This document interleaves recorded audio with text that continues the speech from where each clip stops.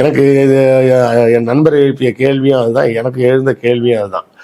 நீதிபதிகள் என்பவர்கள் உணர்ச்சி வசப்படாமல் ஒரு விஷயத்தை சீர்தூக்கி பார்த்து தீர்ப்பு கொடுக்கணும் அப்படிங்கிறது தான் நம்ம கான்ஸ்டியூஷன் சொல்லக்கூடியது.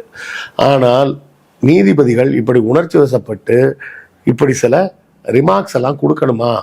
இவ்வளவு ஒரு என்ன சொல்றது, ஒரு சாதாரண மனிதர்களை போல, சாதாரண மனிதர்கள் தான் உணர்ச்சி வசப்படக்கூடியவர்கள்.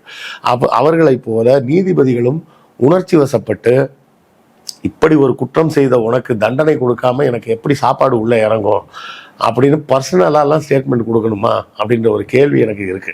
ஏன்னா நம்ம வந்து தீர்ப்பு நீதிபதிக்கு உள்நோக்கம் கற்பிக்கும் விதமாகவெல்லாம் எதுவும் பேசலை.